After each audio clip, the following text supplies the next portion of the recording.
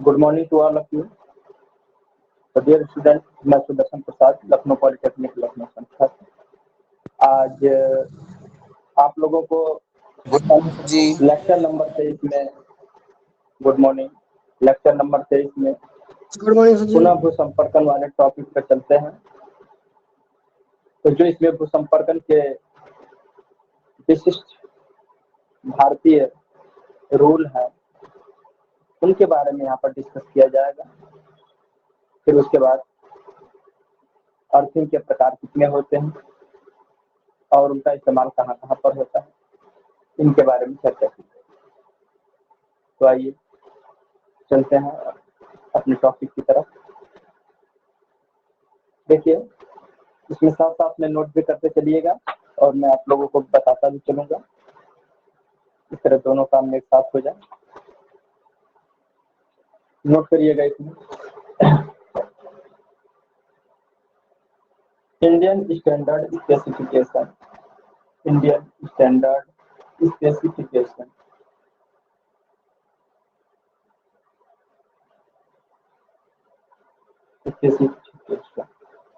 regarding earthing of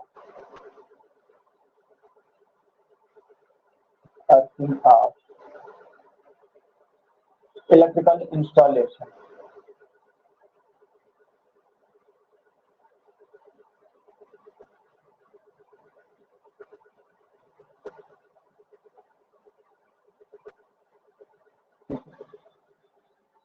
पहला point इसमें note करिएगा।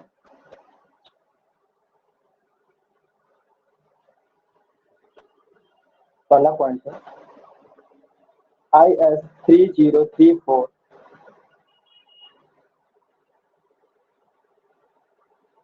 IS 3034 1966 के अनुसार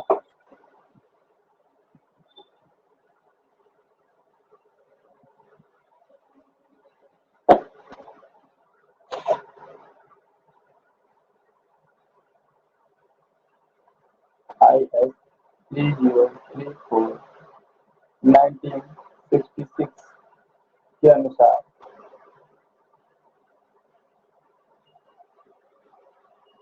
अर्थिंग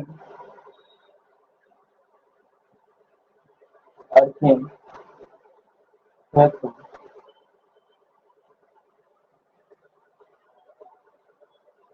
विशेषताएं।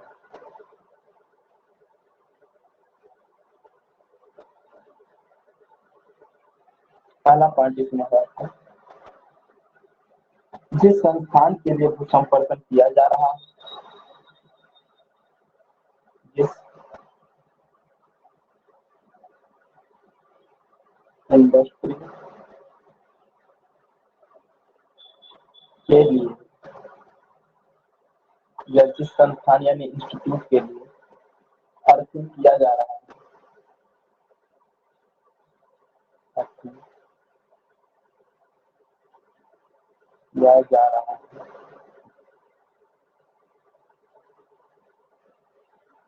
भूसंपर्कन की दूरी अर्थिंग की दूरी उससे कम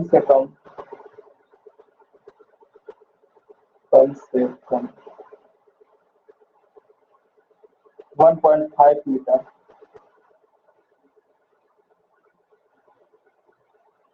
रखी जानी चाहिए।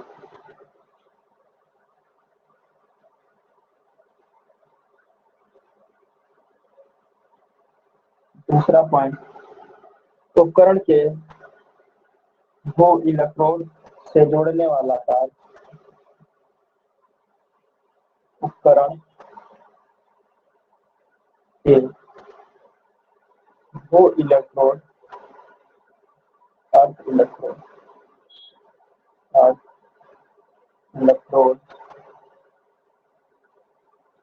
से जोड़ने वाला तार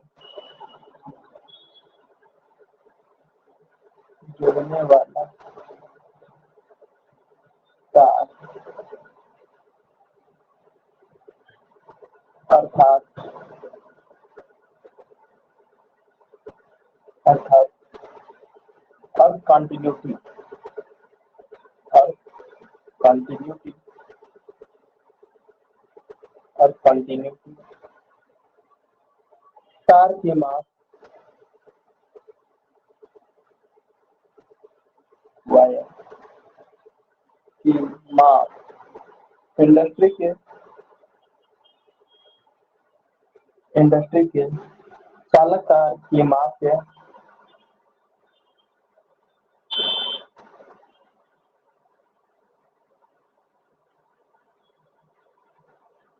वायर के माप के आधे से कम नहीं होना चाहिए, आधे से कम नहीं होना चाहिए।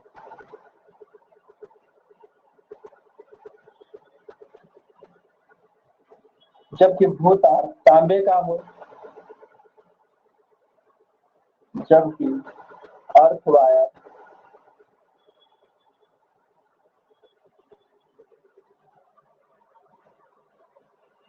कॉपर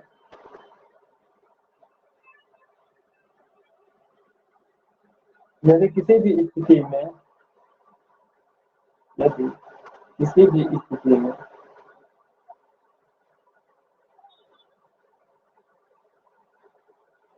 3 mm स्क्वायर अर्थात 14 SWG standard wire gauge SWG को बोलते हैं। कॉपर वायर या 6 mm स्क्वायर या 6 mm स्क्वायर अर्थात 11 SWG GI वायर से कम माप का नहीं रखना चाहिए।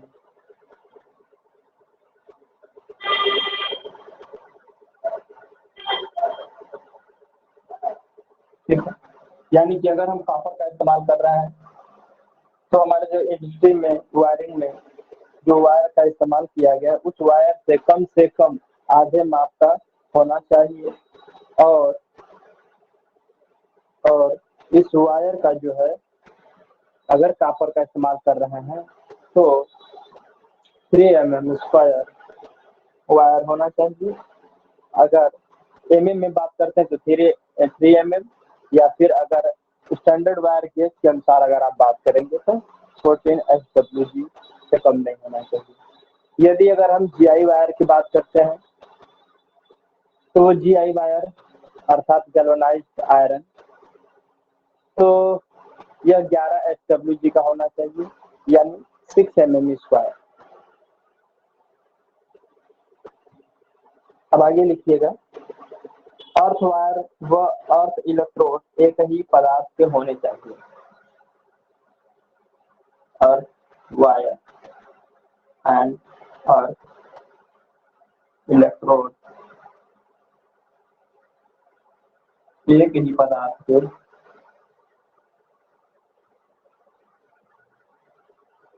होने चाहिए।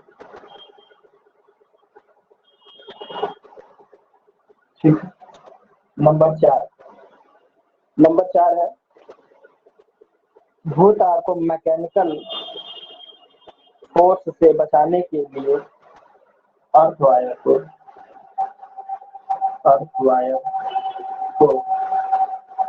यांत्रिक चोट यानी मैकेनिकल फोर्स से बचाने के लिए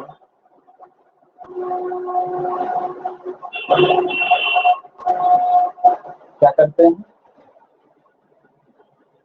इसे भूमि तल में कम से कम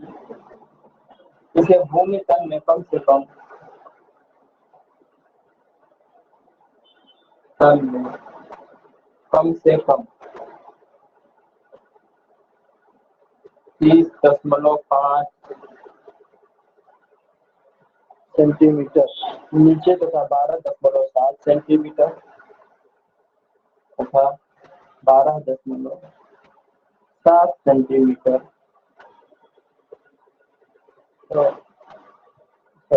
mm 12.7 mm और जमीन के अंदर कितना 30.5 सेंटीमीटर गहराई में तथा 12.7 mm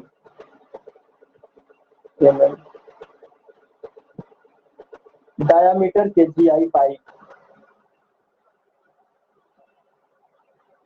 व्यास के जीआई पाइप लाइन से या पाइप द्वारा ले जाना चाहिए। ठीक है, यानी कि मोटी सी पाइप होगी खोखली, वो 12.7 mm की जीआई पाइप होगी, उसके अंदर से हम अर्थ वायर को पास करके ले जाते हैं। ठीक है, ताकि अगर मोटर व्हीकल से चलने वाला या फिर कहीं ऐसी जगह पे हो जहाँ पे ईंट पत्थर और आवागमन से चोट को वायर को क्षति पहुंच सकती है, तो ऐसे स्थानों पर बचाने के लिए मैकेनिकल चोट से इस तरीके का प्रयोग। यह कोई जरूरी नहीं या यह आवश्यक नहीं है कि अर्थ वायर को पूरे संस्थान में से ले जाया जाए। यह आवश्यक नहीं है कि अर्थ वायर को पूरे संस्थान में से लाया जाए। संस्थान में से ले जाया जाए। इसमें कोई जरूरी नहीं कि अखबार को पूरे संस्थान में से ही ले जाए। विभिन्न परिपथों के अलग अलग अर्थ कंटिन्यूटी, विभिन्न परिपथों के अलग अलग जो अलग अलग आपके सर्किट हैं, ठीक है, अलग अलग और कंटिन्यूटी तार खंडों के माध्यम से या वायरपीस के माध्यम से मेन डिस्ट्रीब्यूशन बोर्ड में जोड़ देते हैं। भाई देखिए, हर संस्थान के हर कमरे से या हर उपकरण से नहीं ले जा पाएंगे अर्थ वायर को, तो इसलिए यह दिक्कत का सामना करना पड़ेगा। इसलिए इन सारी समस्याओं से बचने के लिए करते क्या है कि एक मेन लाइन को ही हम क्या कर देते हैं, मेन डिस्ट्रीब्यूशन लाइन को ही अर्थ से कनेक्ट कर देते हैं। बाकी घरों में जो सप्लाई फैली हुई है तो वहाँ बोर्ड है या डिस्ट्रीब्यूशन बोर्ड है, जो कुछ भी है, उनको एक अर्थ वायर से सप्लाई के साथ अर्थ वायर से क्या करते हैं, मेन डिस्ट्रीब्यूशन बोर्ड से ही जोड़ देते हैं। ठीक है, ताकि हर कमरे से हर स्थान से अर्थ वायर को न निकालना पड़े। ठीक है, वितरण बोर्ड से कनेक्ट कर दिया जाता है। डिस्ट्रीब्यूशन बोर्ड से कनेक्ट करने के बाद अंततः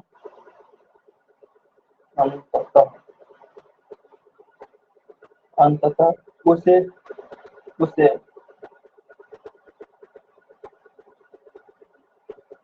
अर्थ वायर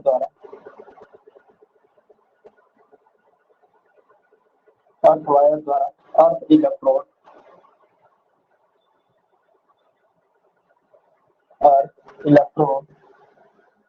से जोड़ा जा सकता है।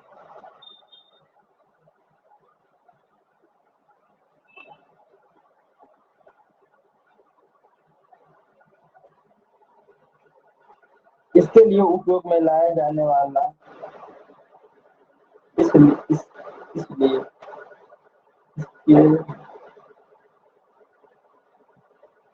इसके उपयोग में लाया जाने वाला, इसके उपयोग में लाया जाने वाला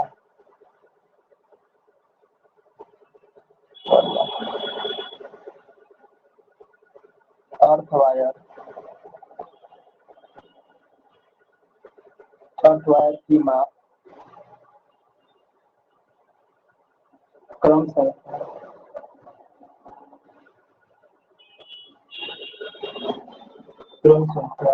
द्वितीय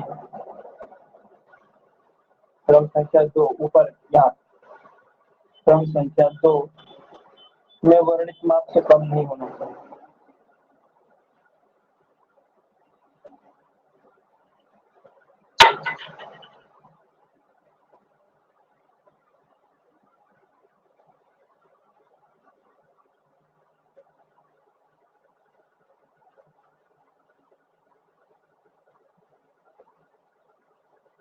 ठीक है,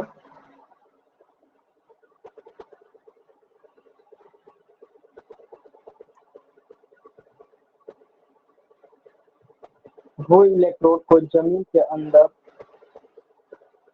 ऊर्ध्वाधर स्थिति में स्थापित करना चाहिए और इलेक्ट्रोड को भूमि के अंदर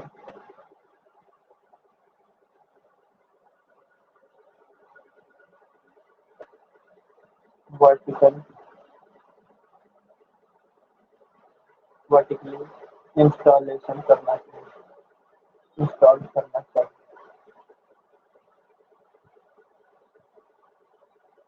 ठीक है, इंस्टॉल करना चाहिए कि उसका भूमि से विभिन्न सतहों से संपर्क हो, ताकि उसका संपर्क जमीन के विभिन्न सतहों से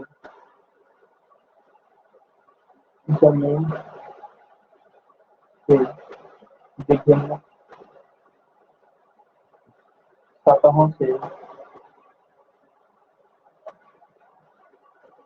बना रहे।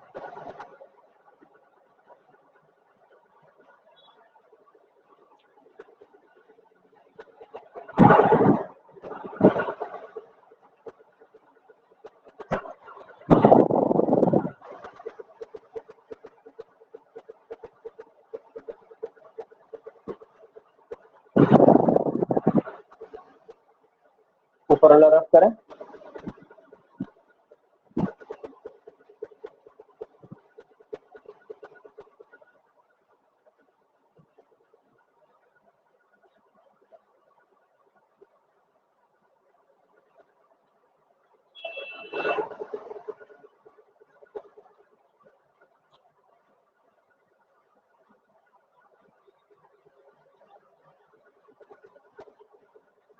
अगला पॉइंट है वो संपर्कन यानी अर्थिंग के लिए पाइप इलेक्ट्रोड धातु के अर्थिंग के लिए पाइप इलेक्ट्रोड मटेरियल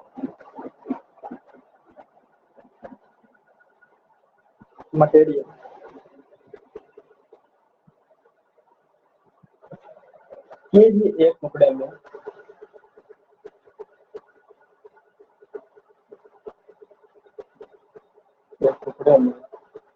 तथा पेंट रहित होना चाहिए।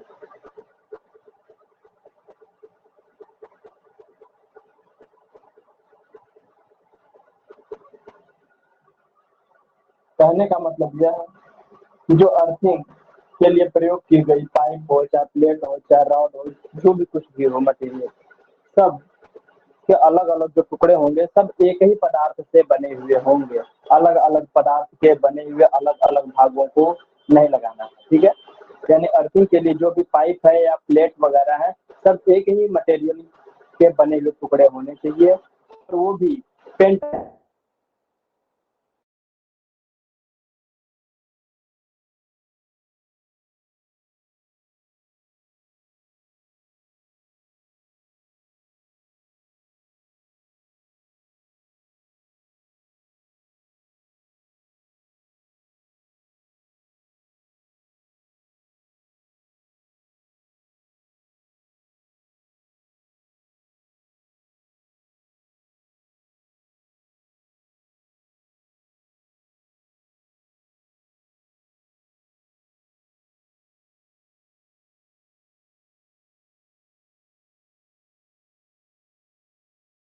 इंटरनल डायामीटर, इंटरनल डायामीटर या इंटरनल डायामीटर,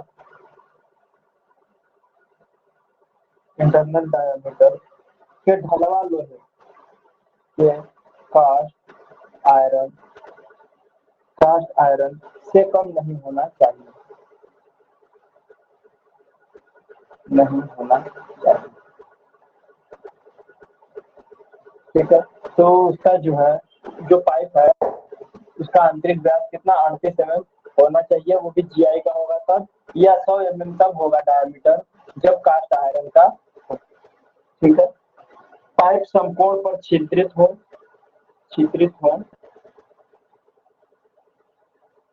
पाइप समकोण पर छिद्रित हो,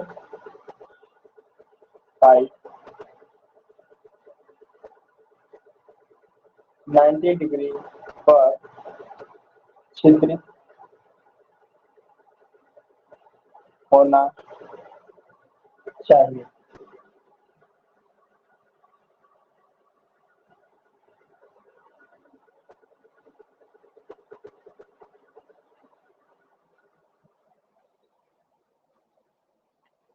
छिद्रित होना चाहिए। इस पाइप के छिद्र की लंबाई कितनी दूरी पर होनी चाहिए? पाइप समकोण पर छिद्रित हो,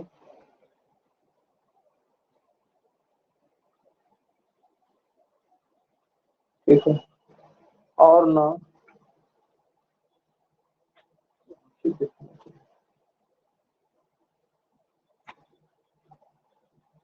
ठीक है, आगे लिखिए बस। भू संपर्कन के लिए प्लेट इलेक्ट्रोड, अर्थिंग के लिए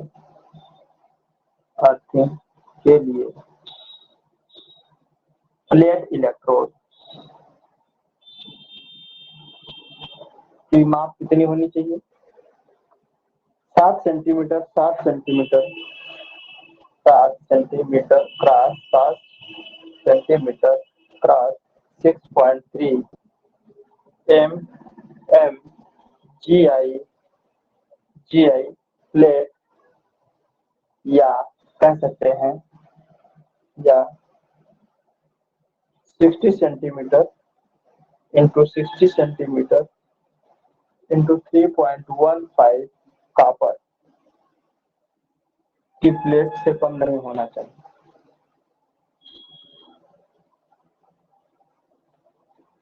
कम नहीं होना चाहिए।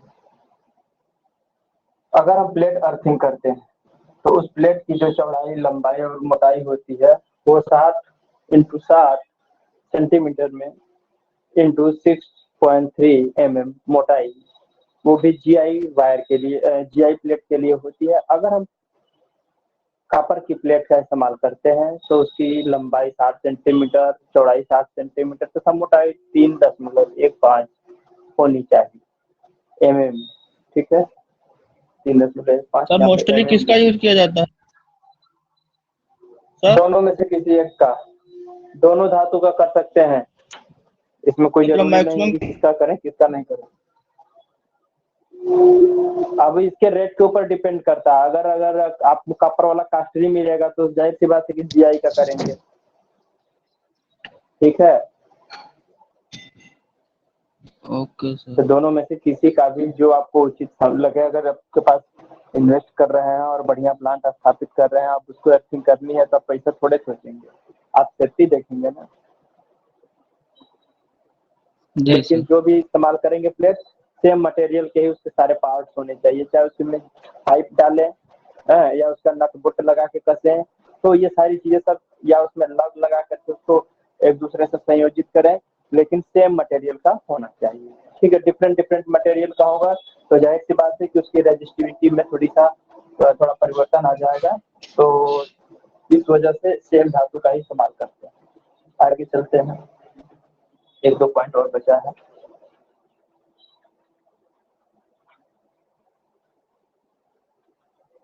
अर्थ इलेक्ट्रोड की गहराई 1.25 मीटर से कम नहीं रखना चाहिए। अर्थ इलेक्ट्रोड इलेक्ट्रोड की गहराई 1.25 मीटर से कम नहीं रखना चाहिए।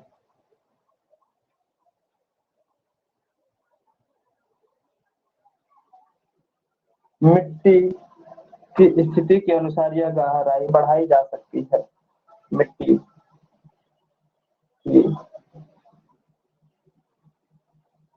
स्थिति के अनुसार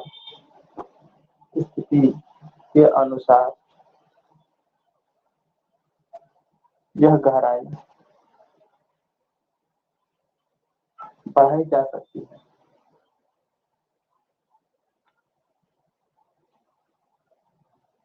ठीक है, अगर हमारी मिट्टी में उपयुक्त नमी नहीं है तो उसकी गहराई को थोड़ी सी और नीचे तक खोद देते हैं। सर एक क्वेश्चन है। एक अच्छे सर किसी भी मिट्टी का जो रेजिस्टेंस होता है वो 1 ओम से कम नहीं होना चाहिए, या फिर 1 ओम से जितना भी कम हो और भी अच्छा है। सर अप्रोच आ जाए तो कितने के बीच क्या चीज? जैसे अगर अप्रोक्सीमेट अगर लिया जाए तो सर किसके चाहिए, मतलब कितने रेंज चाहिए? आपकी आवाज कट के आ रही है, देखिए मैं समझ नहीं पा रहा हूँ, आपकी आवाज कट जा रही है। देखिए मैं ये कह रहा हूँ कि जो भूमि में हम अर्थिंग करते हैं उस भूमि का भी कुछ अपना रेजिस्टेंस होता है। तो जाहिर सी बात है कि अगर हमारे भूमि का रेजिस्टेंस 1 ओम से ज्यादा होगा तो व्यक्ति को झटका लग सकता है, तो आपके अर्थिंग करने का कोई औचित्य समझ में नहीं आएगा, कोई उद्देश्य पूरा नहीं हो पाएगा। तो अर्थिंग लगाते समय हम यह ध्यान देते हैं कि पृथ्वी का जो प्रतिरोधक क्षमता है वह जितना कम से कम हो, ताकि जो भी लीकेज करंट हो, एक्स्ट्रा करंट हो, तो या किसी भी बॉडी पार्ट में कोई करंट आ गया तो बिना प्रतिरोध वाला पथ उसको मिलना चाहिए, जिससे कि पूरी की पूरी करंट सीधी भूमि में डिस्चार्ज हो जाए।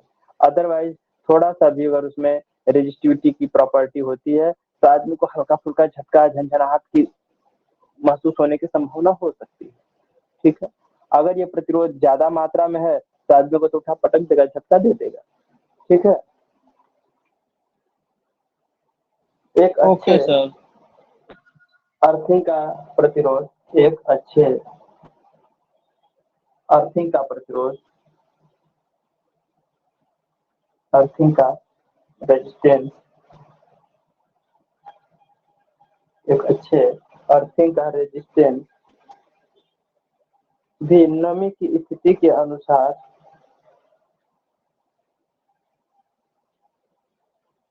रेजिस्टेंस भी नमी की स्थिति के अनुसार नमी की स्थिति के अनुसार नमी की स्थिति के अनुसार स्थान व ऋतु के साथ बदलता है।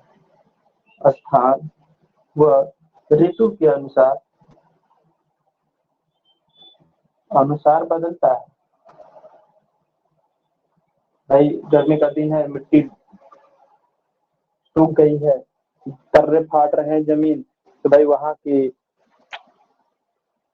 अर्थिंग का रेजिस्टेंस में थोड़ा सा बदलाव आ जाएगा, काफी बदलाव आ जाएगा। और जैसे जैसे मौसम बरसात का आता जाता है, पृथ्वी की या फिर कह सकते हैं भूमि नम हो जाती है, तो वहां का रेजिस्टेंस धीरे धीरे और भी कम हो जाता है। ठीक है,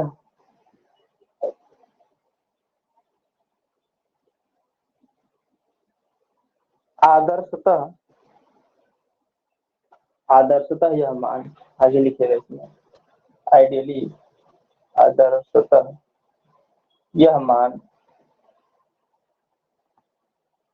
0 होना चाहिए, 0 होना चाहिए। ठीक है, परंतु भूसंपर्कन यानी अर्थिंग के लिए, भूसंपर्कन के लिए निम्न अर्थ कॉन्टिन्यूटी प्रतिरोध, निम्न अर्थ कॉन्टिन्यूटी कंटिन्यूटी, रेजिस्टेंस,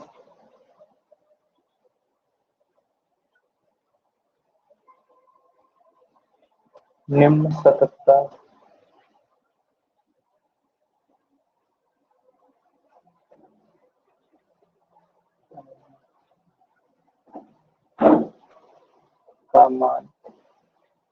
का मान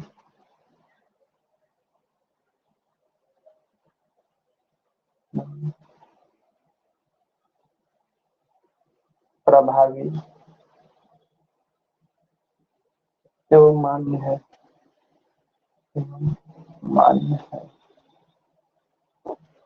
डैश करके नीचे से लिखिएगा। तार स्थापन संस्थान में, तार स्थापन संस्थान के लिए कितना होना चाहिए। और दूसरा, बड़े शक्ति केंद्रों पर, बड़े पावर हाउस के लिए कितना होना चाहिए, ठीक है। और छोटे power house, small power houses के लिए, ठीक है। एंड सब स्टेशन, यहाँ तक दिख रहा है। हाँ, ठीक है। एक लाइन और लिख देते हैं, अन्य वैद्युत संस्थान, अदर इलेक्ट्रिकल इंस्टीट्यूट, ठीक है। तो अदर इलेक्ट्रिकल इंस्टीट्यूट या संस्थान, आगे लिख देता हूँ, यहाँ लिखिएगा। पहले वाले में लिखिएगा 1 ओम,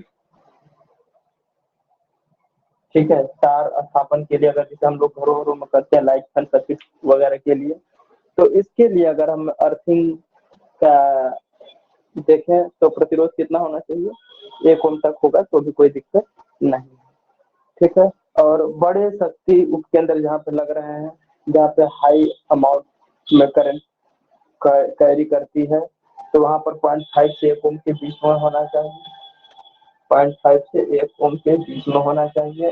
और स्मॉल पावर हाउस या सब स्टेशन के लिए 1 से 2 ओम तक का होना चाहिए, 1 से 2 ओम के बीच होना चाहिए, ठीक है। और अन्य वैद्युत संस्थानों में 2.5 से 5 तक होना चाहिए। अदर इलेक्ट्रिकल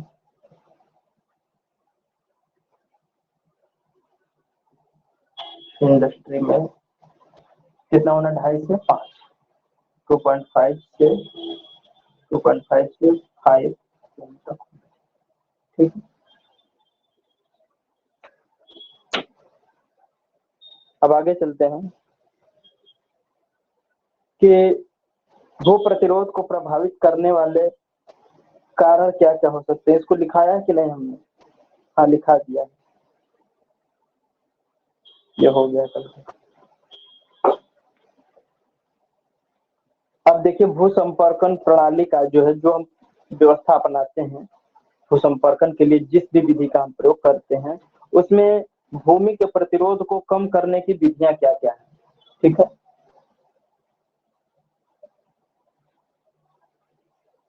अगर हम जहाँ कहीं भी भू संपर्कन के लिए प्लेट अर्थिंग चाहे पाइप अर्थिंग का प्रयोग कर रहे हैं, तो वहां पर भूमि की जो अर्थिंग है, सॉरी रेजिस्टेंस है, उसको कम करने के लिए कौन कौन सी विधियों का इस्तेमाल करते हैं, तो अब इसके बारे में चर्चा करने जा रहे हैं। हेडिंग डालिएगा अब, भू संपर्कन प्रणाली का प्रतिरोध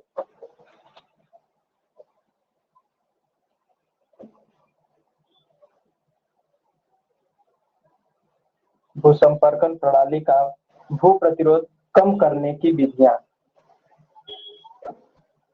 और रेजिस्टेंस ऑफ अर्थिंग सिस्टम,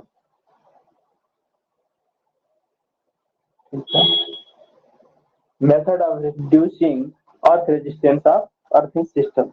तो लिखिए, कई विधियां हैं, लिखिएगा। वो इलेक्ट्रोड के चारों ओर इलेक्ट्रोड और इलेक्ट्रोड के चारों ओर इलेक्ट्रोड के चारों ओर 1.5 से 2 मीटर तक 2 मीटर तक स्थान की खुदाई करने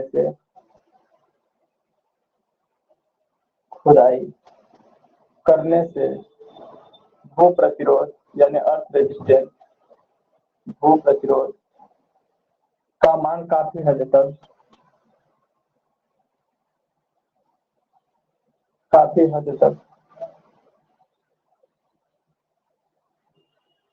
कम हो जाता है।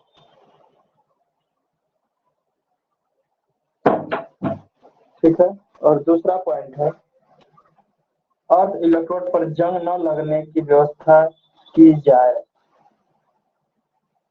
अर्थ इलेक्ट्रोड पर जंग न लगने की व्यवस्था की जाए।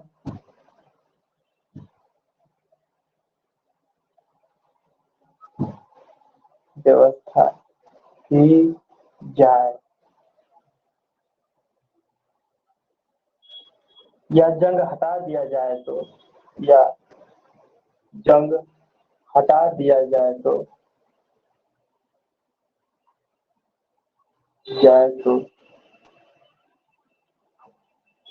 भू प्रतिरोध का मान कम प्राप्त होता है।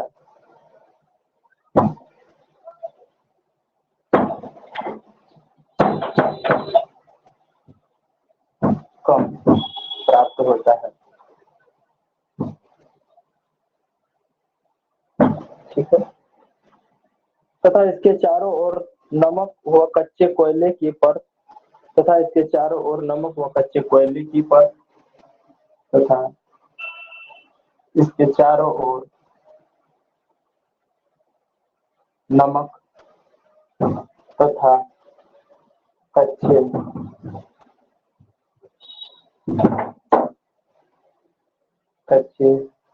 कोयले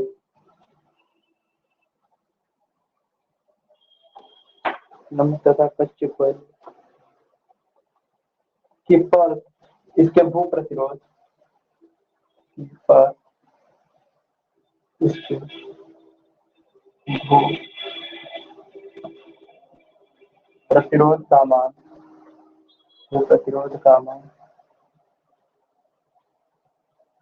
ठीक है। भू प्रतिरोध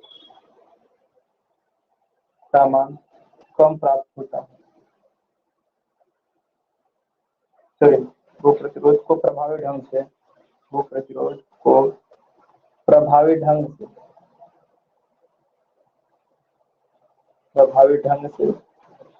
कम कर देती है।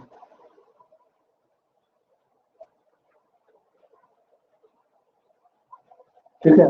तो अगर अर्थ इलेक्ट्रोड पर जंग न लगने की व्यवस्था कर देनी चाहिए और अगर जंग लगा हुआ हो तो जंग को हटा देना चाहिए।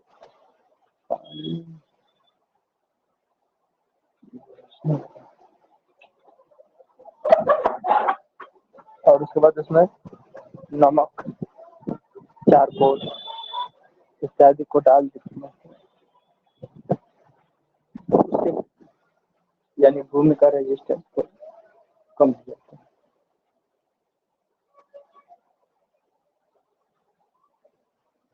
आप लोगों को दिख रहा है कि नहीं? क्योंकि बारिश आ रही है। चलिए,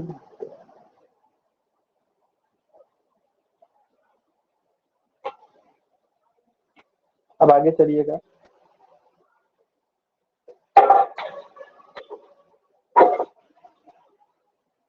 अगला पॉइंट है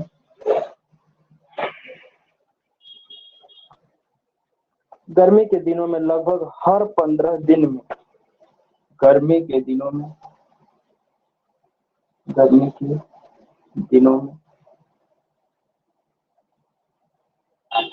लगभग प्रत्येक 15 दिनों पर, प्रत्येक 15 दिनों में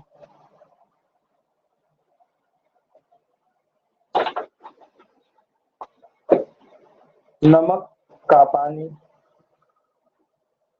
नमक का पानी ब्रैकेट में लिखिएगा, कॉपर की प्लेट, कॉपर प्लेट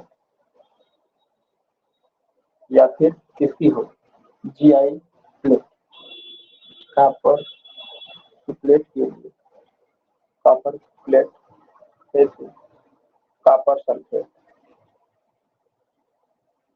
कॉपर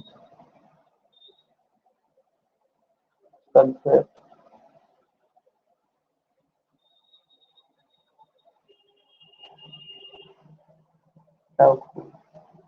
भूसंपर्कन प्रणाली में पर्याप्त मात्रा में, भूसंपर्कन प्रणाली में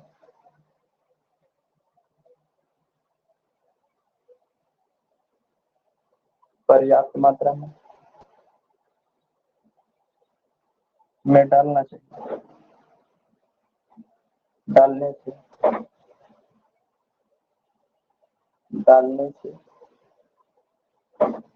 भूसंपर्कन या भू प्रतिरोध प्रभावी ढंग से कम हो जाता है।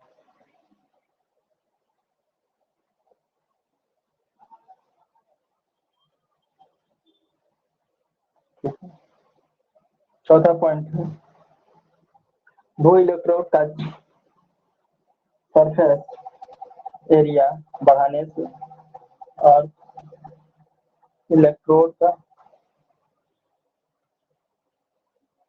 सरफेस एरिया बढ़ाने से वह उसकी गहराई बढ़ाने से अर्थ रेजिस्टेंस का मान कम होता है।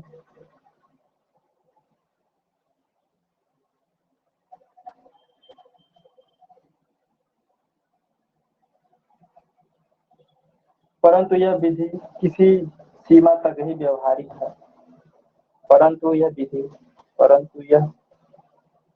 तरीका एक निश्चित सीमा तक ही, एक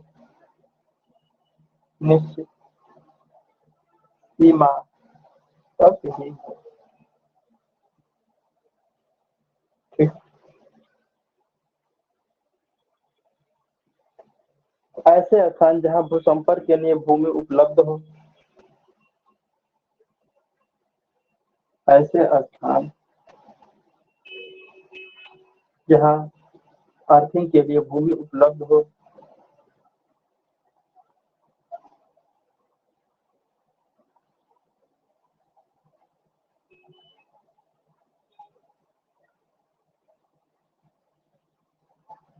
ठीक है, अर्थिंग के लिए भूमि उपलब्ध हो, समांतर क्रम में बहुत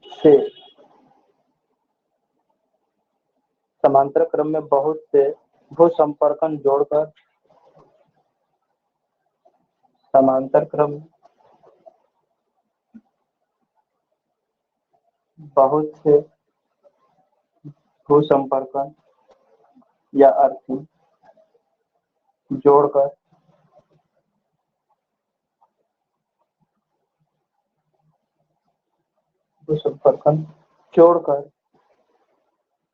भू प्रतिरोध को प्रभावी ढंग से कम किया जा सकता है।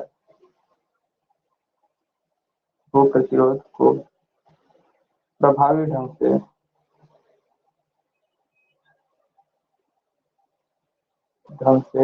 कम किया जा सकता है।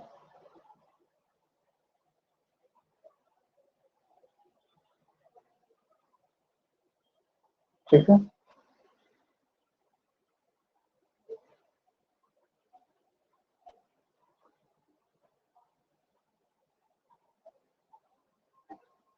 इस स्थिति में यह ध्यान रखना चाहिए कि इस केस में यह ध्यान देना चाहिए, यह ध्यान देना आवश्यक है कि विभिन्न अर्थिंग इलेक्ट्रोड के विभिन्न भूसंपर्कन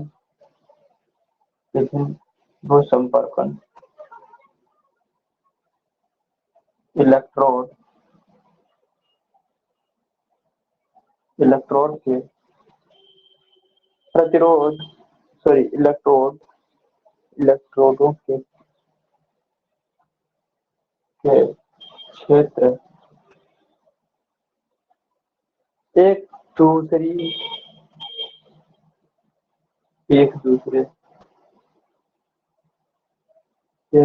के भूसंपर्कन क्षेत्र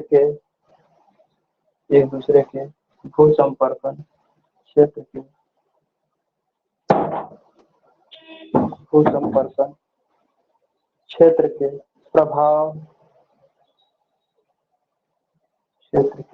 प्रभाव में न हो।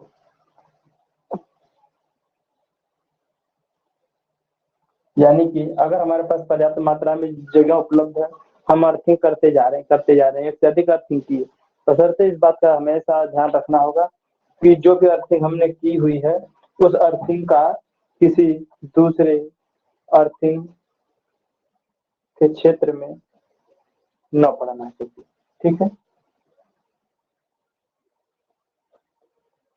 अब आगे चलते हैं। अब यह ध्यान देने वाली बात आगे आती है कि घरेलू संस्थान या इंडस्ट्री में या अन्य विद्युत लाइनों में कौन कौन से ऐसे बिंदु हैं, पॉइंट्स हैं जिनका अर्थिंग करना बहुत बहुत जरूरी होता है। तो आइए देखते हैं।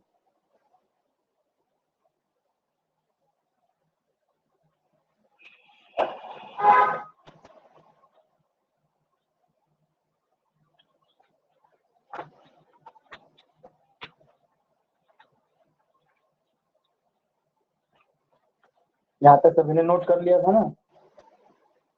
अब आगे चलते हैं। भूसंपर्कित किए जाने वाले पॉइंट, भूसंपर्कन किए जाने वाले बिंदु, पॉइंट्स टू बी अर्थ। ठीक है, तो भूसंपर्क किए जाने वाले बिंदु कौन कौन से हैं? देखिए, इंडियन स्टैंडर्ड के अनुसार IS इंडियन स्टैंडर्ड 3043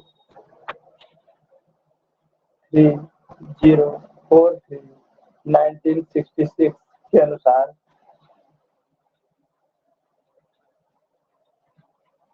1966 एवं इंडियन इलेक्ट्रिसिटी रूल के अनुसार 1956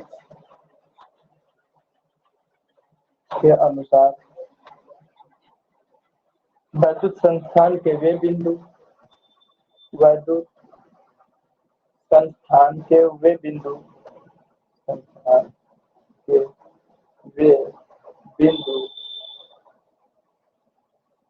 जिन्हें अनिवार्य रूप से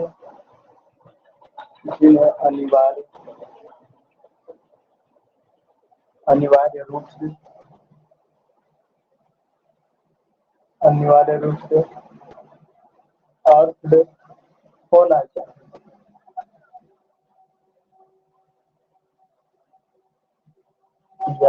चाहिए।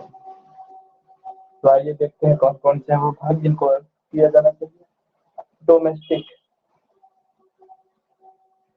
डोमेस्टिक में क्या क्या करना चाहिए? मेटालिक स्विच यानी धात्विक स्विच जो होंगे उनका,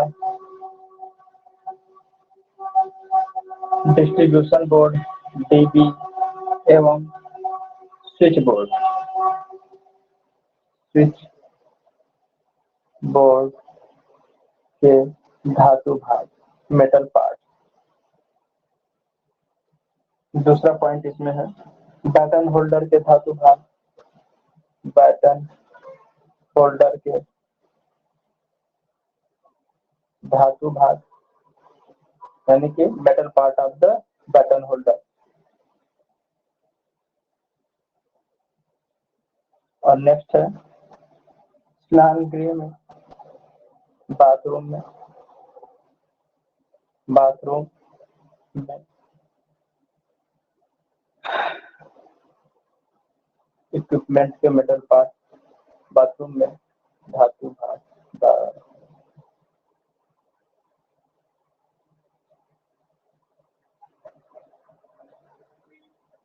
नेक्स्ट पॉइंट है केबल का धातु आवरण, केबल का मेटल कवर एवं conduit pipe, conduit pipe. Next है फ्लेक्सिबल डिवाइस,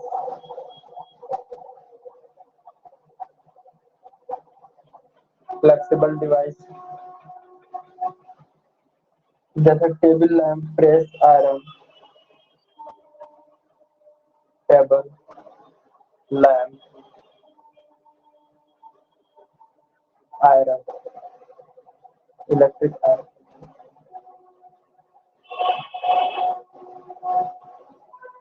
और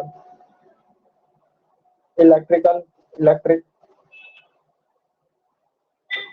केटल,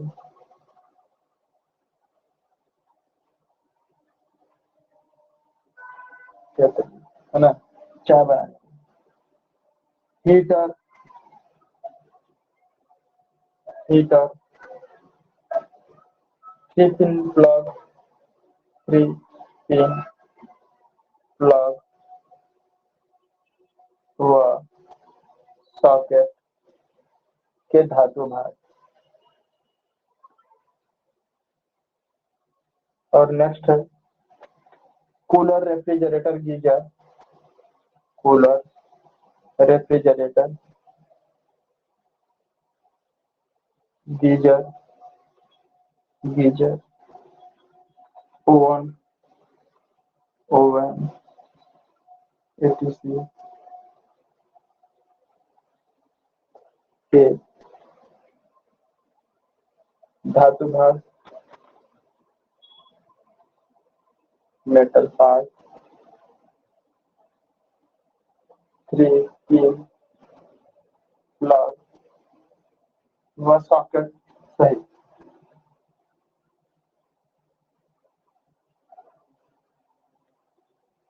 ठीक है, तो ये हो गया हमारे घरेलू उपकरण में।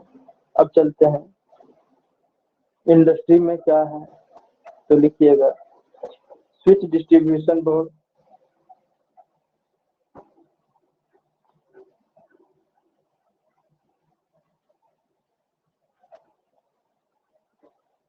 Switch distribution board,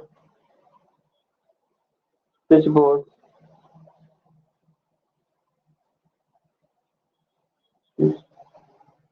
distribution board, और उसके बाद स्विच गियर एवं स्विच बोर्ड, स्विच बोर्ड एवं स्विच गियर, स्विच गियर के धातु भाग।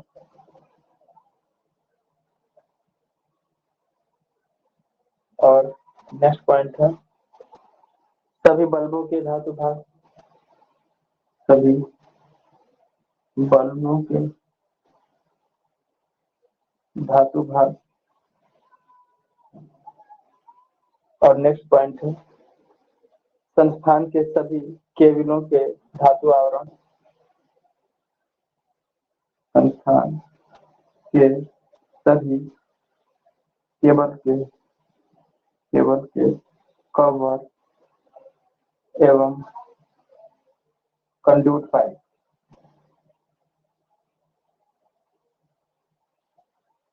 कंड्यूट पाइप के धातु भाग।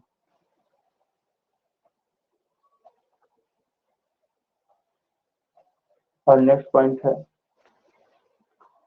उद्योग में उपयोग में लाए जाने वाले विद्युत मशीन, यानी विद्युत मशीनों के धातु भाग, विद्युत मशीनों के धातु भाग।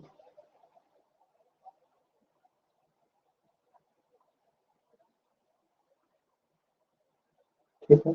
और नेक्स्ट पॉइंट है सभी फ्लेक्सिबल, सभी, ठीक है, बस हो गया। 3 pin plug and socket, 3 pin plug and socket. अब चलते हैं विद्युत लाइनों में।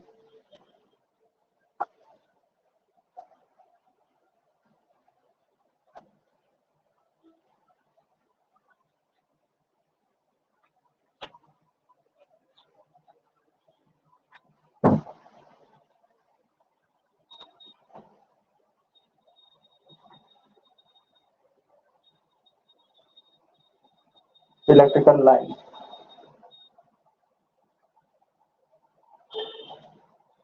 ठीक है। इसमें क्या है देखिए, सिरोपरि लाइन के धातु आधारों को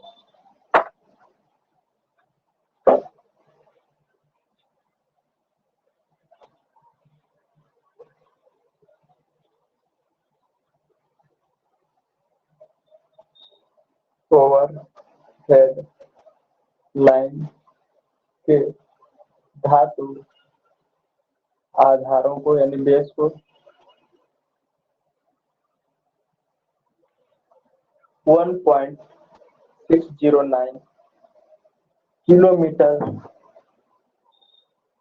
में कम से कम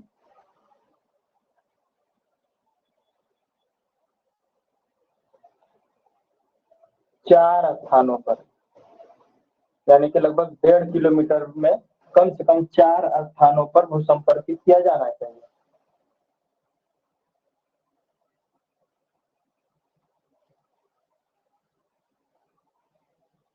किया जाना चाहिए,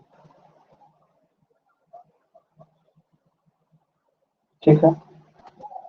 साथ ही इसके साथ लगी अन्य, हाँ, किया जाना चाहिए तथा अन्य धातु भाग ही अर्थ होने चाहिए, ठीक है। सभी धातु के जो भाग होंगे उनको भी साथ साथ करते हैं।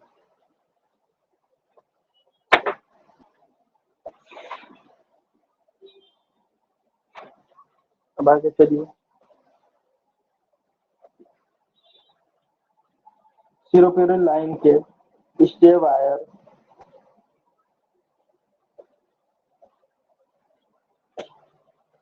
ओवरहेड लाइन के ओवरहेड लाइन्स के स्टे वायर को भी अर्थ में कर देना चाहिए, लेकिन कब?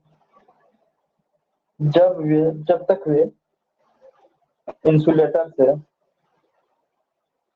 जब तक वे इंसुलेटर जब तक वे इंसुलेटर द्वारा या इंसुलेटर से पृथक हों,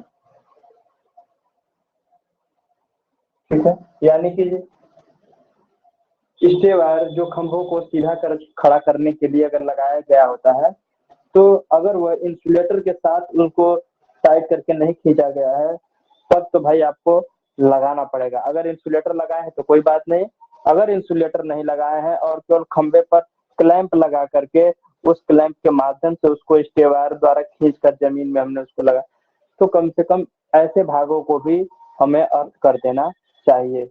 क्योंकि कुछ लोग, वो एक मूवी आपने देखा होगा है जिसमें राजपाल यादव जी क्या करते हैं, कीचड़ साफ करने के लिए स्टे वायर पे पैर घिसना शुरू करते हैं और उनको इलेक्ट्रिक शॉक लगने लग जाता है ना।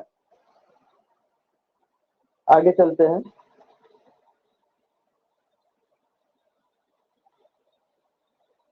केबल के प्रोटेक्टिंग मेटल पार्ट्स, केबल के सुरक्षात्मक आवरण ये धातु भाग, ठीक है। किसी भी केबल को सुरक्षित करने के लिए जो उसके ऊपर कवर चढ़ा गया होता है उनके धातु भागों को भी कर देना चाहिए, ठीक है।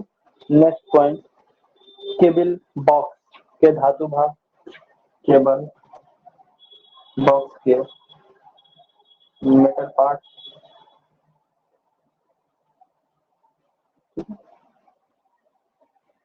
अब चलते हैं पावर स्टेशन व सब स्टेशन। पावर स्टेशन व सब स्टेशन,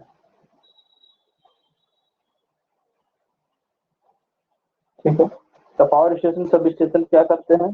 प्रत्येक प्रणाली का उदासीनता, प्रत्येक प्रणाली का यानी प्रत्येक सिस्टम का उदासीन यानी न्यूट्रल, उदासीनता समस्त मशीनों के धारा वहन न करने वाले धातु भाग, सभी मशीनों के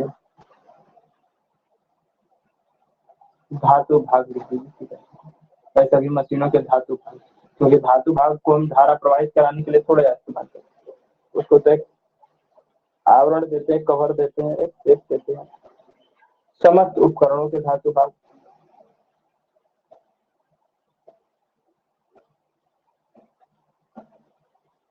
मेटल पार्ट्स, जो उसमें करंट कैरी करने के लिए जो नहीं होते हैं भाग, उनको अर्थ कर देना चाहिए। स्विच गियर के समस्त धातु भाग,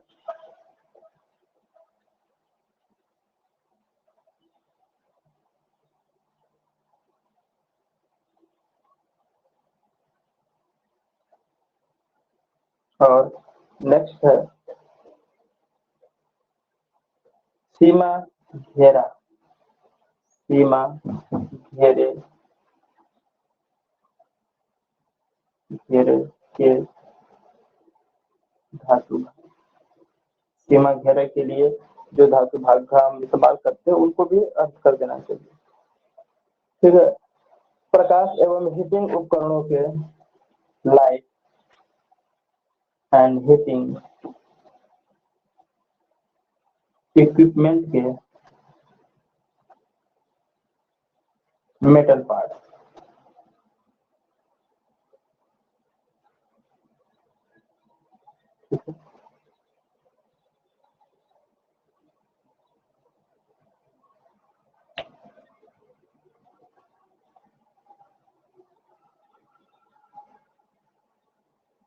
हो गया सबका।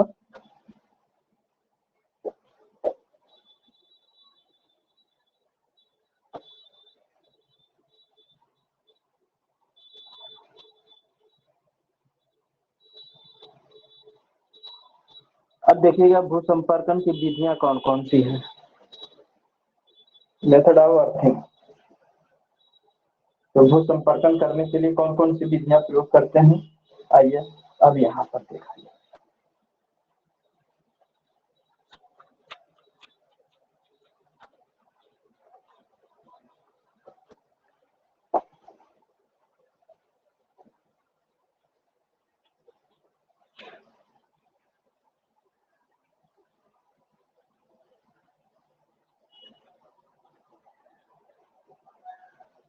ठीक है, भूसंपर्कन की विधियां कौन, एक तो होता है तार व स्ट्रिप भूसंपर्कन,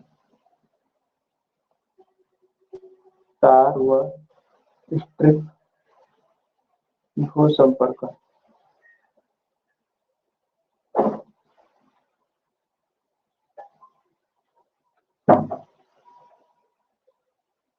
इसमें लिखिएगा इस प्रकार के भूसंपर्कन के लिए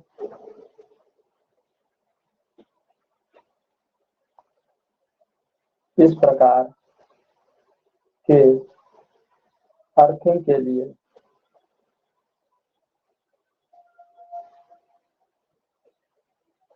इस प्रकार के अर्थिंग के लिए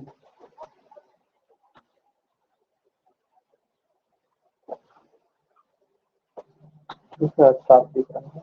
इस प्रकार के अर्थिंग के लिए अर्थ इलेक्ट्रोड के रूप में अर्थ इलेक्ट्रोड के रूप में 3 mm square copper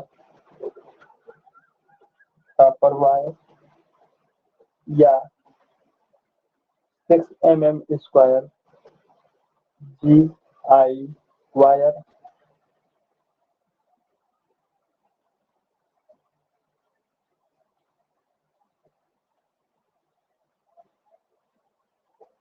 GI wire का उपयोग किया जाता है।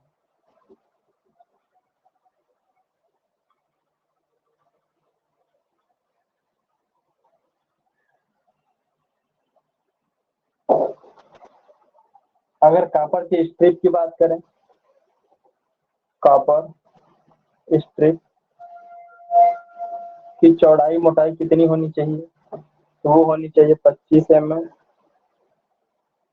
इंटू 1.6 mm मोटाई होनी चाहिए। और अगर देखें GI वायर के लिए, GI स्ट्रिप के लिए या GI की स्ट्रिप की बात कर रहे हैं ना, वायर की, वायर या स्ट्रिप जो होगा वो होगा 25 mm इंटू 2 mm इसकी मोटाई होगी। ठीक है, इससे कम नहीं रखना चाहिए। और अर्थिंग की गहराई इस बात पर निर्भर करती है, अर्थिंग की गहराई इस बात पर निर्भर करती है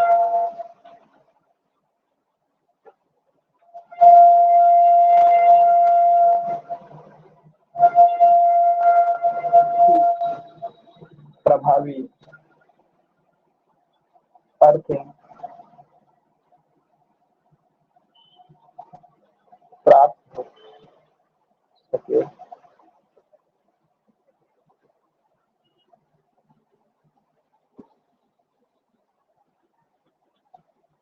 तथा यह गहराई भूसंपर्कन यद्यपि यह गहराई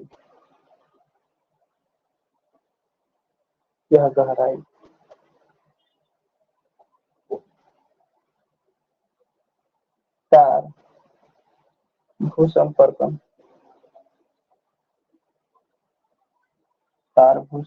के लिए 15 मीटर व स्ट्रिप भूसंपर्कन के लिए 5 मीटर से कम नहीं होना चाहिए। वह स्ट्रिप अर्थिंग के लिए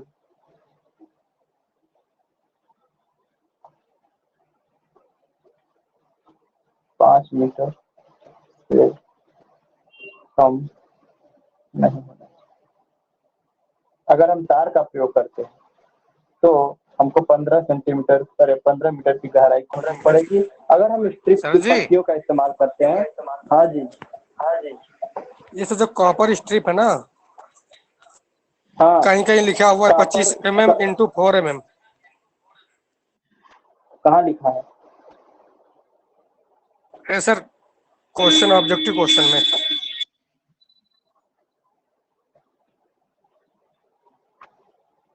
तो कहाँ पर उसका इस्तेमाल किया गया? 4 नहीं होना चाहिए, मोटाई उसकी ज्यादा नहीं है। ऑप्शन में था ही नहीं, मोटाई वही दिया था। अच्छा, 4 mm तो 4 mm तो हमने कहीं देखा नहीं अभी। 4 mm तो नहीं है, 1.6 mm ही है। अगर प्लेट का प्रयोग करेंगे तब 6.15 होगा GI के लिए, और नहीं 1.5 नहीं है, 6.30 होता है। GI की अगर प्लेट होगी तो उसके लिए 6.30 वही तो उसकी मोटाई। हाँ, और गहराई जो है 1.5 mm प्लेट भूसंपर्कन के लिए भी है। कॉइल अर्थिंग के लिए भी 1.5 मीटर की गहराई है। ठीक है। Yes sir. हम सारी बातें आज यही नोट करा दे रहे हैं। सभी प्लेटों के लिए कितनी गहराई है, कितनी मोटाई है, कितने mm या SWG का वायर लग रहा है, मैं सब यही नोट करा दे रहा हूँ। ठीक है।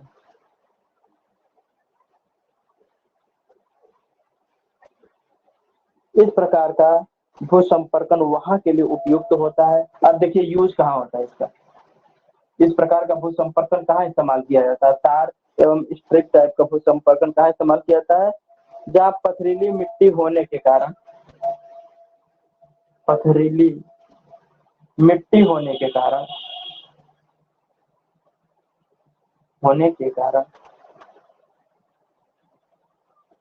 जहाँ पथरीली मिट्टी होने के कारण गड्ढा खोदना कठिन होता है। गड्ढा खोदना कठिन होता है।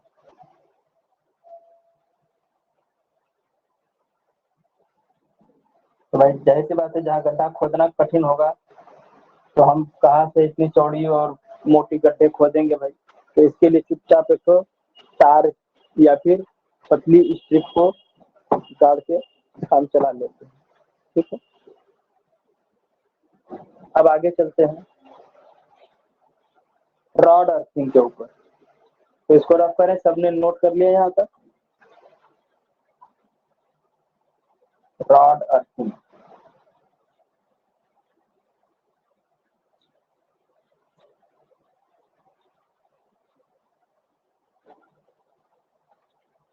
लिखिएगा रॉड अर्थिंग।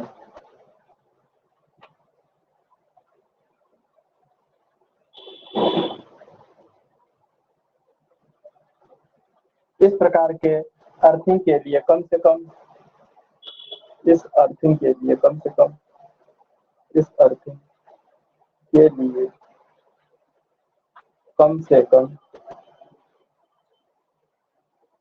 12.5 mm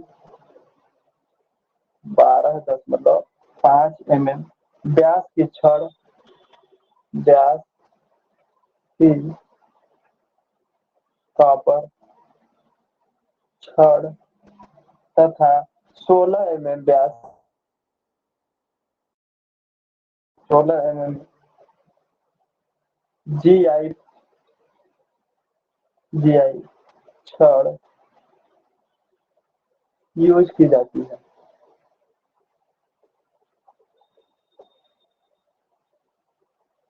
अथवा कह सकते हैं 25 mm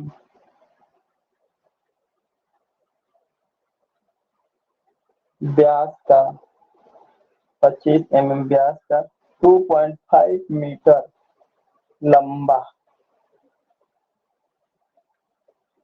GI उपयोग में लाया जाता है। 1 में 25 mm 2.5 मीटर लंबा GI उपयोग में लाया जाता है। GI यूज किया जाता है।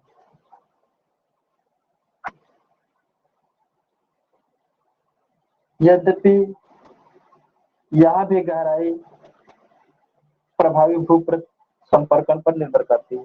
चलिए ये तो बात ठीक है।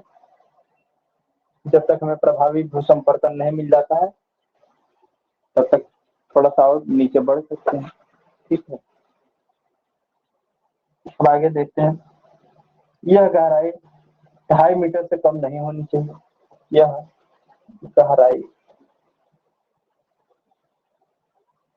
2.5 मीटर से कम ना हो।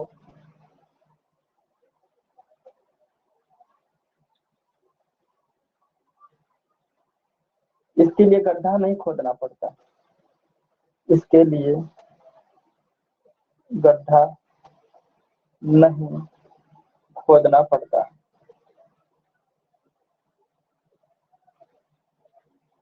बल्कि छड़ को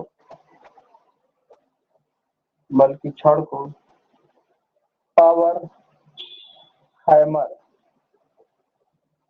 हैमर की सहायता से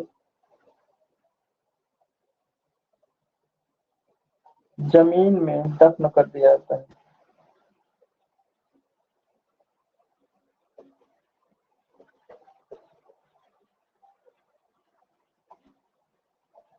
इस प्रकार का संपर्कन कहाँ करते हैं, यूज कहाँ करते हैं इनका, जहाँ पर बलुआ जमीन होती है, बलुआ जमीन जहाँ पर हो, जहाँ पे बालू अधिक मात्रा में हो, तो वहां पर इसका प्रयोग करते हैं रॉड अर्थिंग। ठीक है, अब आगे चलते हैं।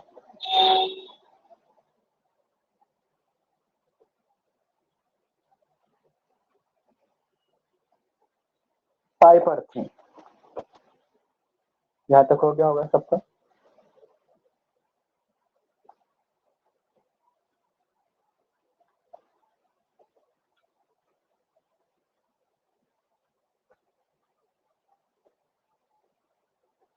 आप लोग लिख ले रहे हैं कि लिख ही नहीं रहे, बस हम ही लिखे जा रहे हैं, बस आप लोग मोबाइल ऑन करके रख करके सो रहे हैं।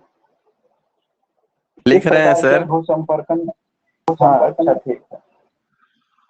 इस प्रकार के भूसंपर्कन, इस प्रकार के भूसंपर्कन इस प्रकार के अर्थिंग में कम से कम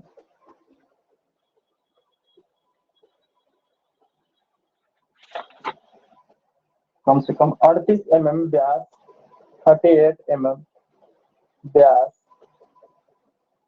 की छिद्र युक्त यानी कि 38 mm इस तरीके का डाया होगा।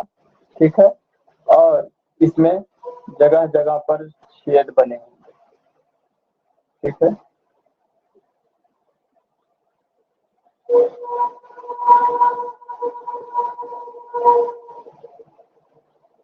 ठीक है, इस तरीके की पाइप होगी, इसमें जगह जगह पर छेद बने होंगे और लास्ट में जाकर के ऐसा होगा।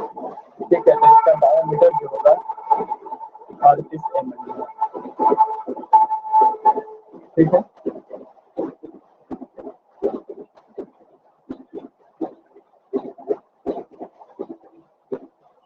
छिद्रयुक्त जीआई पाइप,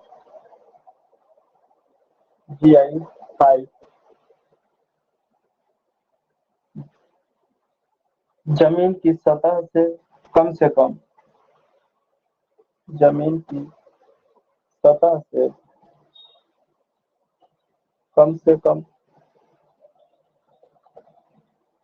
1.25 मीटर 1.25 मीटर की गहराई तक गाड़ दी जाती है।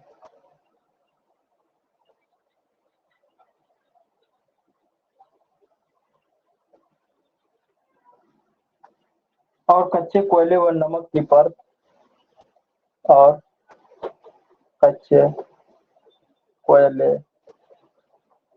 व नमक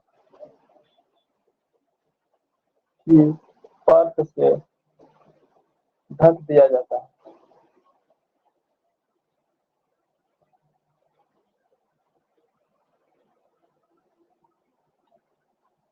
यह भूसंपर्कन सस्ता एवं पर्याप्त प्रभावशाली होता है। यह सस्ता एवं अत्यधिक प्रभावी होता है।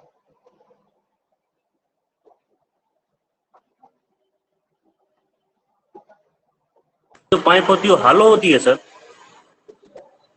हाँ, क्या चीज 2 जो जीआई पाइप है सर, वो अंदर से खोखली होती है कि रॉड जैसी होती है? जी, खोखली होती है, खोखला रहेगा ताकि जिससे कभी कभी जब नमी कम हो जाती है ना, नमी कम हो जाती है तो इसके ऊपर चैम्बर में कीप बना होता है। ठीक है, उस कीप के माध्यम से क्या करते हैं, पानी जब डालते हैं तो इस अर्थिंग रॉड पर आकर के यहाँ पे छन्नक लगा होता है, छन करके पानी इस जमीन में अंदर की तरफ जाता है, जहाँ पर प्लेटें यहाँ पे लगी होती हैं। जहाँ पर ये प्लेट लगी होगी वहां पर इन छिद्र युक्तों से पानी निकल करके इस अगल बगल कोयला, नमक, चारकोल जो लगा हुआ है इसके पास जाता है, ये पूरे नमी बनाए रखता है, इसीलिए छिद्र को बनाकर रखते, छिद्र से पानी बाहर निकलता है। कहा है यस ना हमने सर। कि 15-15 दिनों पर गर्मी के दिनों में पानी डालते हैं, तो जब पानी स्किप यस में ऊपर से जब डालेंगे यहाँ से, है ना, तो ये छिद्र से बाहर निकलेगा और जो नमक और कोयले का है चारकोल वगैरह वो गीला हो जाएगा और रेजिस्टिविटी कम हो जाएगी। Okay sir.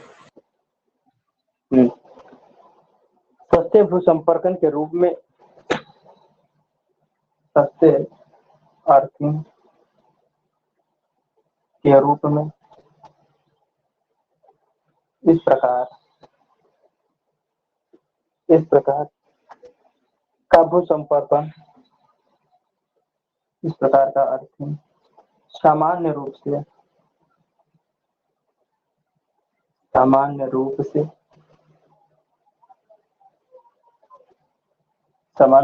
ठीक।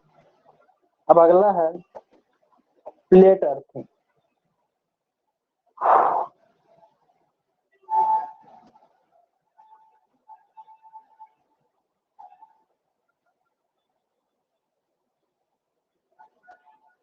चले प्लेट अर्थिंग से।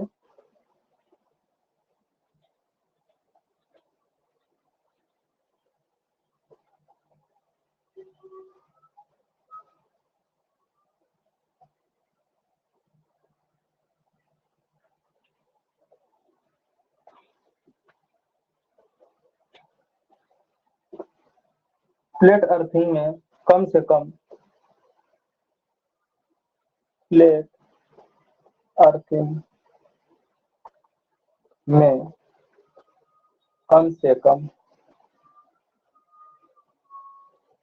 60 सेंटीमीटर गुणते 60 सेंटीमीटर गुणते 6.30 mm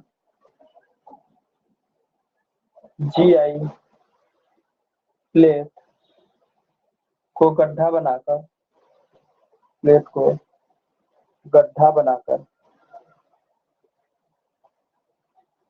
जमीन की सतह से कम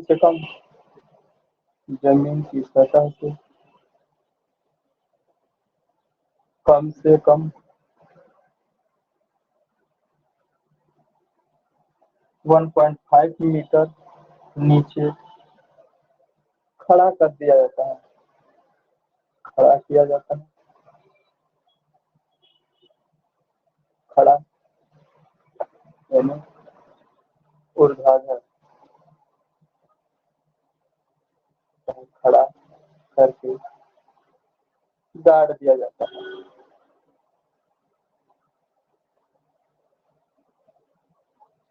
ठीक है। इसे नमक व कच्चे कोयले की परतों से पाट दिया जाता है। इसे नमक व कच्चे कोयले की परत से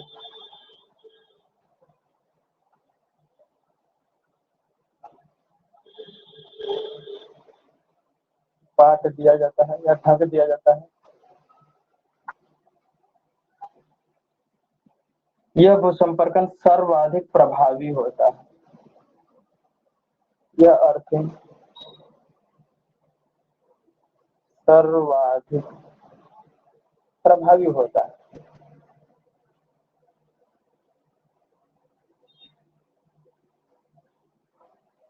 अतः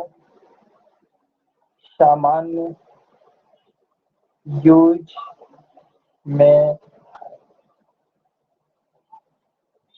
ठीक। अब इसके बाद चलते हैं कॉइल अर्थिंग।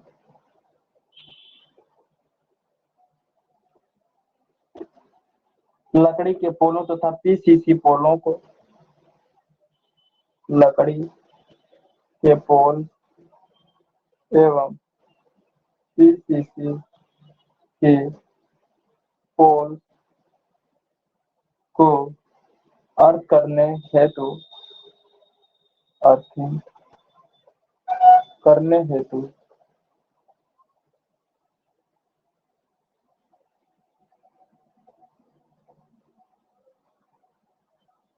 सामान्यतः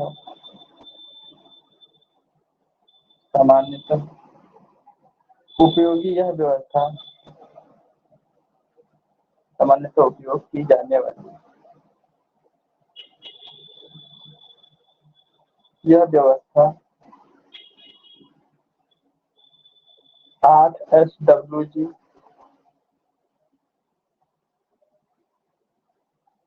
GI वायर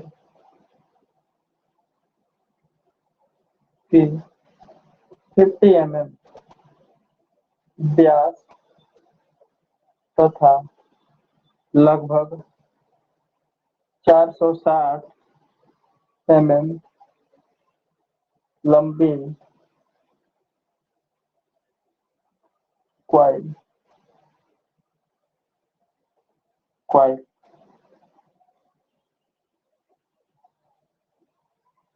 को 1.5 मीटर गहराई में खड़ा करने के बाद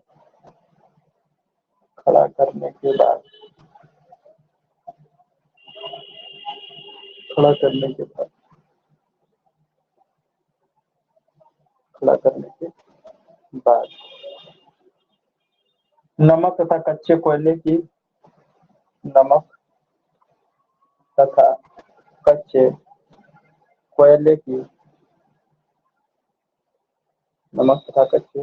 कोयले की परतों से ढक दिया जाता है। कोयले की परतों से ढक दिया जाता है।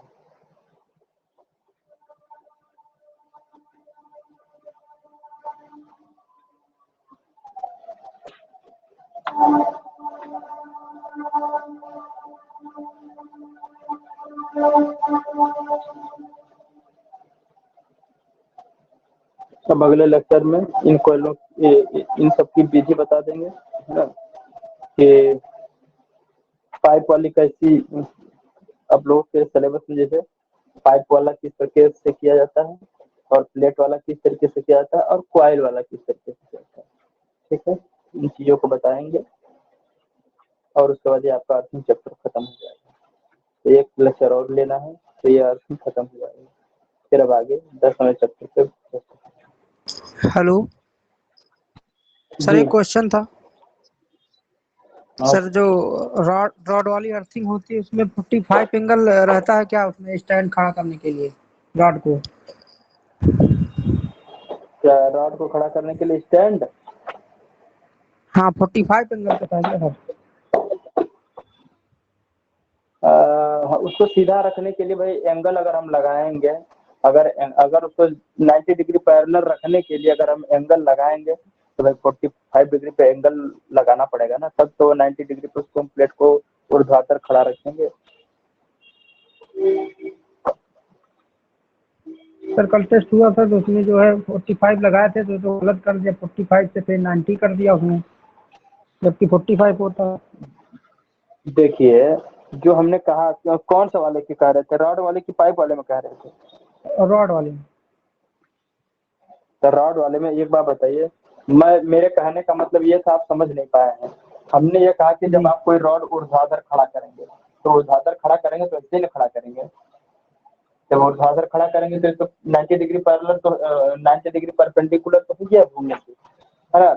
लेकिन अगर मान लीजिए आप कह रहे हैं कि अगर सपोर्ट देने की बात आपने कही है, ठीक है, आपने कहा कि सपोर्ट मुझे देना है, तो हम इस सपोर्ट के लिए कह रहे हैं कि अगर सपोर्ट अगर आप दे रहे हैं, मे बी अगर आपको लग रहा है कि नहीं आपका लोड ज्यादा है या फिर जैसे भी गिर जाने की संभावना, आप ऐसे लोड देंगे तो ये तो 45 डिग्री पे तो आएगा ही ना जी। लेकिन अगर आपको लोड देने की जरूरत तो पड़ेगी भी नहीं। क्यों? क्योंकि जब आप इस रॉड को भूमि में कर रहे हैं खड़ा, तो भूमि के अंदर हम इसको गाड़ दे रहे हैं, तो बताओ इसमें हमें खड़ा करने की आवश्यकता क्या है? इसमें 45 डिग्री पे लगेगा ही, है ना। हमें ये लगा कि आप पूछ रहे हैं कि अगर वायर को या तो फिर इसके तार को, जिससे हमने इस प्लेट को खड़ा करने के बाद इसकी जो पाइप निकाल रखी है बाहर की तरफ, है ना, हालांकि इतना पाइप निकलता ही नहीं है, तुरंत यहीं से बेंड होकर के दीवार के किनारे किनारे से निकल जाता है, ठीक है, बात समझ में आई। जी और जब में गाड़ रहा है तो खुद दब के सीधा रहेगा 90 डिग्री पे, टेढ़ा तिरछा करने की आवश्यकता ही नहीं है। टेढ़ा और तिरछा करेंगे तो उससे सेक्शनल एरिया पर अलग अलग फोर्स पर इस तरफ बराबर रहेगा ना, इस तरीके से बराबर, तो इधर से भी मिट्टी का पूरी तरह कांटेक्ट में बना रहेगा, ठीक है, पूरी तरह कांटेक्ट में बना रहेगा। अगर मान लीजिए तिरछा कर देते हैं तो अब बताइए कि कहीं ऐसा हो कि यहाँ पे गैप आ गया, यहाँ पे भी गैप आ गया, या फिर यहाँ का नमक मिट्टी के चारकोल यहाँ पे आके फिट बैठा है, यहाँ गैप आ गया, तो यहाँ की सतह खाली हो जाएगी। तो इसलिए सीधा डालते हैं कि सीधा डालेंगे तो दोनों तरीके से, दोनों तरफ से बराबर मात्रा में टच में रहेगा। ठीक है, ओके सर। सर एक क्वेश्चन है। ठीक है, हाँ बताइए। सर SWG और mm स्क्वायर में क्या संबंध होता है? वो mm उसका डायामीटर वो वायर गेज के माध्यम से मापते हैं, और यह SWG इसका होता है स्टैंडर्ड वायर गेज, यानी कि इसका फुल फॉर्म होता है स्टैंडर्ड वायर गेज। पहले वायर गेज के नाम से आता था, अब आजकल शायद सुनने में आता है कि गेज के हिसाब से नहीं मिलता, अब mm के हिसाब से मिलता है। जब भी मार्केट में खरीदने जाएंगे तो लोग पहले कहते थे, है ना, कि 3 20 का तार दे दीजिए, क्या कहते थे, 3 20 का तार दे दीजिए, यानी कि उसमें 3 तार होते थे।